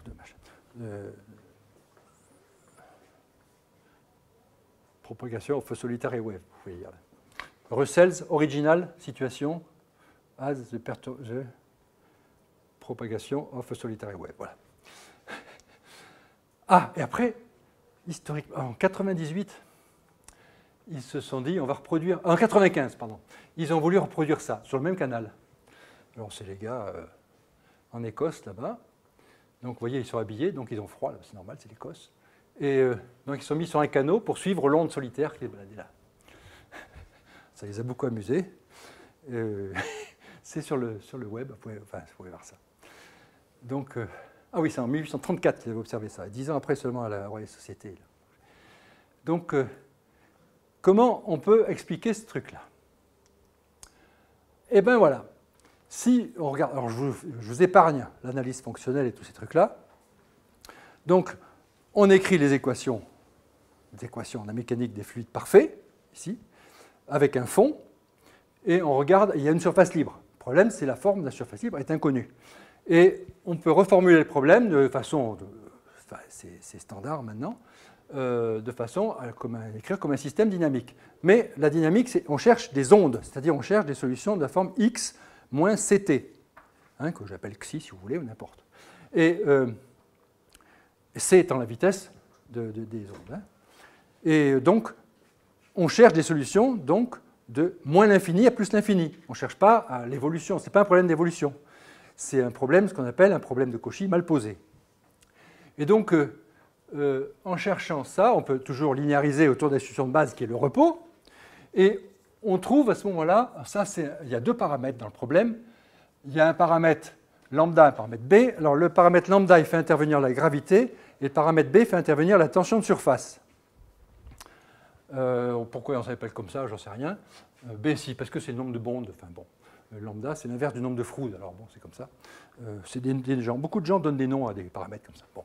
Alors, ici, donc c'est l'opérateur linéarisé autour du repos qu'on regarde.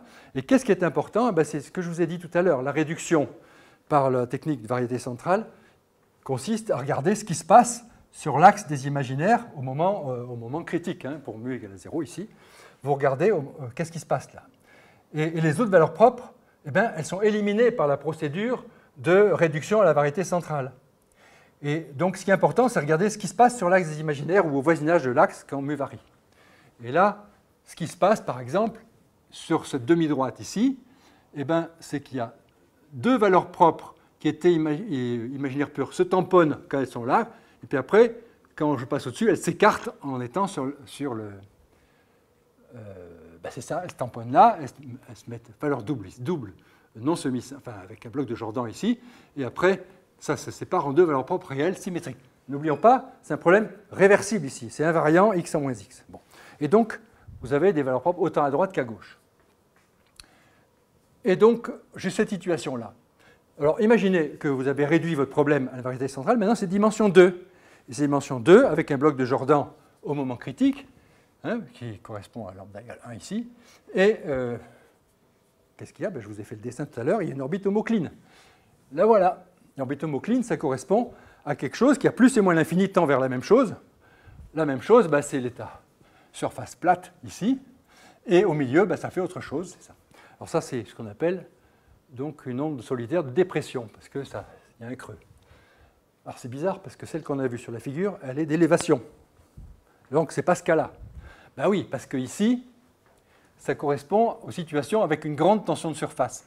Or, on sait très bien que l'eau, entre l'eau et l'air, il n'y a pas une grosse tension de surface, c'est tout petit. Donc il faudrait plutôt regarder de ce côté-là, ici, et même presque sur l'axe ici. Alors en fait, sur l'axe, si on fait B égale 0, on montre qu'on a la même chose, mais avec une surface, avec une onde d'élévation. Donc c'est effectivement ce cas-là. Bon, alors maintenant, il y a d'autres trucs qui peuvent se passer. Si je suis sur au voisinage de ce petit segment ici, qu'est-ce qui se passe pour les valeurs propres? C'est ce qui est écrit ici. Quand je suis au-dessus, j'ai 4 valeurs propres imaginaires, le reste étant loin. Hein. Il y en a, quand je traverse sur le segment, j'en ai 2 qui se tamponnent là et 2 qui restent imaginaires là. Ça reste un problème de dimension 4. Hein. Donc il va falloir écrire une forme normale en dimension 4, avec un bloc de Jordan 0, 1, 0, 0, et puis plus ou moins I oméga. Alors je ne vous l'ai pas écrit, mais c'est fait, et il y a des tas de problèmes là-dessus, il y a eu des tas d'articles là-dessus. Pourquoi? Parce que c'est compliqué. C'est compliqué, même si la forme normale est intégrable. Et c'est ça qui est extraordinaire, c'est qu'il y a beaucoup de cas avec une forme normale réversible, intégrable. On se dit, c'est chouette, on a toutes les solutions. Mais après, quand vous rajoutez le reste, ça se casse un peu la figure. Il y a des choses qu'on peut montrer et d'autres qu'on ne sait pas montrer. Et donc, par exemple, dans ce cas-là, ce que je montre ici, c'est que c'est une orbite qui est une sorte d'orbite homocline, mais homocline à quelque chose de périodique à l'infini. Donc, mettez un petit cercle, là, une solution périodique, où hop, puis vous revenez là-dessus. Hein, mais en dimension 4, donc c'est difficile de faire le dessin. Donc, là, il s'est posé des questions, par exemple, sur la forme normale, on voit des solutions purement homoclines, puisque c'est un système intégral en solution qui part de 0 et qui arrive à 0. Ah, et en fait, on ne sait pas montrer la persistance de ces choses-là. Mais ce qu'a montré le camarade Patrick avec Eric et avec Tiphaine, hein, c'est que si on se donne la liberté d'avoir des solutions avec plusieurs bosses, c'est-à-dire qu'ils font plusieurs tours avant de revenir, à ce moment-là, on peut faire décroître le diamètre de la solution périodique au bout, et à la fin, on peut se dire, peut-être qu'on peut arriver à 0. Non, parce qu'il faut une infinité de bosses pour y arriver. Voilà. Mais c'est quand même un résultat. Alors ça, j'exagère un petit peu, parce que ça, c'est dans le cas, alors ils l'ont mis dans le cas hamiltonien, moi j'ai fait uniquement le cas réversible ici, le cas hamiltonien, et dans le cas hamiltonien, il y a une chance sur 2 pour que ça se passe comme ça. Et malheureusement ici, dans cet exemple précis avec une couche et un fond, ce n'est pas dans ce cas-là, c'est dans l'autre. Alors on peut imaginer qu'il y a d'autres cas où ça sera le bon coefficient, mais si vous voulez, on ne peut pas arriver à 0 ici. C'est la thèse d'Éric Lombardi, il y a 400 pages, donc si vous voulez, c'est un peu compliqué. Pour montrer qu'en général, ça ne marche pas. Donc, mais pour montrer qu'il y a des orbites homoclines vers des solutions périodiques, c'est assez facile, mais c'est si on veut minimiser la taille des orbites périodiques que c'est compliqué. Voilà. Alors enfin, il y a une autre situation intéressante, c'est au voisinage de cette courbe-là. Au voisinage de cette courbe-là, on a, pour les 4 valeurs propres les plus dangereuses, on a ces choses-là. Donc à droite de cette courbe, on a cette situation-là. Quand on est sur la courbe, on a 2 valeurs propres doubles, non semi-simples, c'est-à-dire avec des blocs de Jordan pour chacune des deux. Et après, quand on passe à l'intérieur, ça se sépare en 4 comme ça, puisque ça se rejoint après avec ce cas-là. Alors, c'est ce qu'on appelle une bifurcation de Hopf réversible, ou c'est Hopf hamiltonien, puisque en fait c'est hamiltonien. Et à ce moment-là, c'est assez intéressant, parce que la forme normale, là, eh bien, elle est intégrable aussi. Alors, je ne sais pas si je l'ai. Oui, voilà, elle est intégrable. Alors voilà, je vais vous montrer ce cas-là quand même. Donc vous avez le système, vous avez dimension 4, donc deux composantes complexes A et B, et puis A bar et B bar que je n'écris pas. La partie linéaire, c'est I oméga B, I oméga A B et plus B, et puis I oméga B, c'est le bloc I oméga 1, I oméga 0, qui est là. Et puis la partie non linéaire, qui vient de la forme normale, elle a cette forme particulière-là. On voit que ce n'est pas si affreux que ça, finalement, puisque ça dépend essentiellement de 2 arguments, module de A au carré et de AB bar moins A bar B. Et en fait, AB bar moins A bar B est une intégrale première, que j'ai appelée K ici, sur 2 fois ça. La deuxième intégrale première étant un truc plus compliqué qui est là. Et donc, en fait, on a toutes les trajectoires pour le système tronqué. Je n'ai pas écrit le reste, mais ça, c'est le système tronqué. On a toutes les solutions, ce truc-là. Et même explicitement, avec des tangentes hyperboliques et des trucs comme ça. Donc, qu'est-ce qu'on peut faire avec ça? Alors maintenant, je vais vous montrer pourquoi. L'équation qu'on résout, en réalité, une fois qu'on utilise ces intégrales premières, eh bien, j'écris U0, c'est module de A au carré, et j'ai une équation pour du0 sur dt au carré. Et c'est égal à une fonction de U0 et du paramètre et des intégrales premières H et K, qui est écrite comme ça pour les termes principaux. Alors ça, c'est aussi un très bel exercice si on veut savoir à quoi ressemblent les solutions de ce truc-là. Alors, il y a un petit problème. Bon, U0, lui, il est positif. Donc, il faut tenir compte du fait que U0 est positif. DU0 sur dt au carré aussi est positif. Donc, ça fait quand même pas mal de choses un petit peu gênantes par rapport à la théorie classique, parce qu'il faut prendre la racine de ça. Et quand on prend racine, c'est plus régulier, donc théorème de Cauchy, il est en défaut pour certains trucs, donc il faut faire un peu attention. Alors, le résultat, pourquoi il ne veut pas?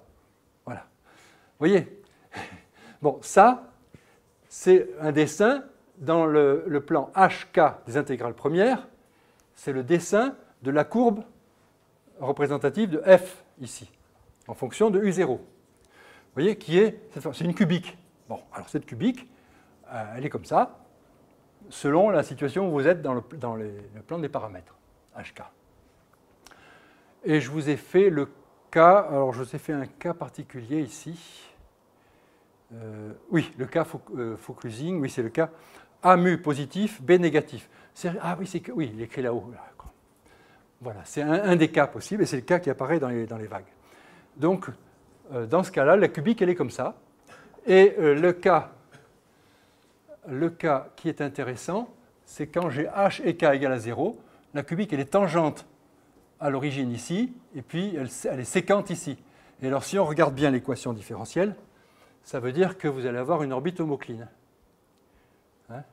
Si vous avez H et K est nul, voilà, vous avez en fait du0 sur dt égale racine de ça. Bon. Alors, ça se dessine. Alors, ça donne ça. Dans le plan U0, U', ça donne ça. Alors, oui, ça peut paraître étonnant qu'il y ait plus d'une solution qui passe par ce point-là. Alors, ça, c'est dû à la racine. Donc, c'est aussi assez intéressant comme exemple à donner de non-unicité pour les problèmes aux valeurs initiales. Voilà, pour les équations différentielles ordinaires. Voilà. Donc, qu'est-ce qui est remarquable? Donc, la solution, ça, c'est toutes les trajectoires pour k égale à 0. Et pour h égale à 0, vous avez cette orbite-là, qui est l'orbite homocline dont je vous ai parlé, ici, qui correspond à une solution donc, où vous avez, ça tend à l'infini vers 0, mais en spiralant, parce que là, c'est juste le U0 qui est le module de A au carré. Après, il y a la partie angulaire et tous les trucs là. Donc, ça tend vers 0 en spiralant. Et au milieu, ça fait un truc. Et puis, ça spirale encore quand t tend vers plus l'infini. Donc, alors, là, les solutions, voilà, ça donne des solutions comme ça. Alors, la spirale, ça correspond à des ondulations de plus en plus amorties à l'infini. Et au milieu, vous avez une orbite comme ça. Alors, en réalité, sur la forme normale, vous en avez une infinité d'orbites comme ça.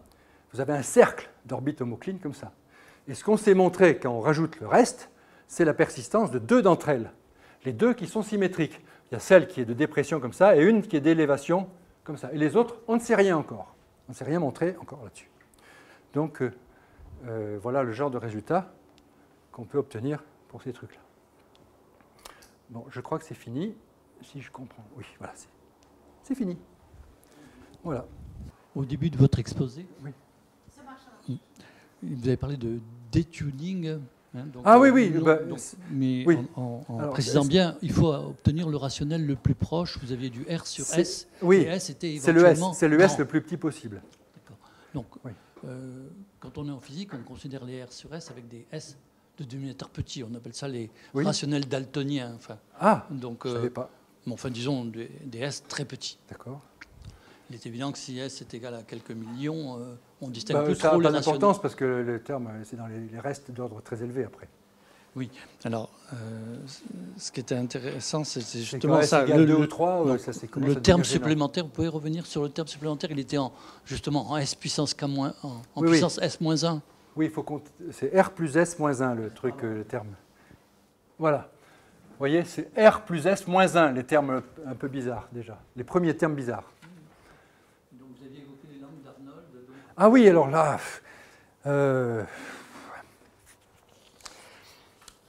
Quand vous passez par une valeur rationnelle, en fait, vous allez passer peut-être par une valeur rationnelle, mais quand vous bougez votre paramètre, vous avez une certaine liberté dans laquelle vous serez encore dans la période, dans les solutions, avec des solutions périodiques et des choses comme ça. Et la question, c'est jusqu'à quand ces solutions périodiques persistent? Alors, c'est limité dans le plan des paramètres par une petite langue qui est initiée au point de bifurcation, là, dans laquelle, ça s'appelle les langues d'Arnold, parce que dans ces trucs, il en a parlé. C'est pas vraiment, c'est là où existe, c'est-à-dire que vous avez un tore invariant, mettons, et sur votre tore invariant, vous avez des points qui vont attirer la dynamique, qui correspondent à des solutions périodiques. Enfin, la section du tore, c'est un cercle, et sur ce cercle, vous avez des points qui correspondent à des solutions périodiques. Et elles vont attirer la dynamique tant que vous êtes dans la langue en question. Et puis quand vous en sortez, hop, elles disparaissent, parce qu'elles se tamponnent et elles disparaissent, c'est par bifurcation de colle. Et à ce moment-là, vous sortez, vous rentrez dans une autre langue peut-être, avec d'autres choses. C'est très compliqué la dynamique là-dedans. Mais bon, je ne voulais pas trop insister là-dessus. Mais si vous avez les bouquins jaunes, c'est un petit peu expliqué à la fin. L'autre bouquin jaune, le premier.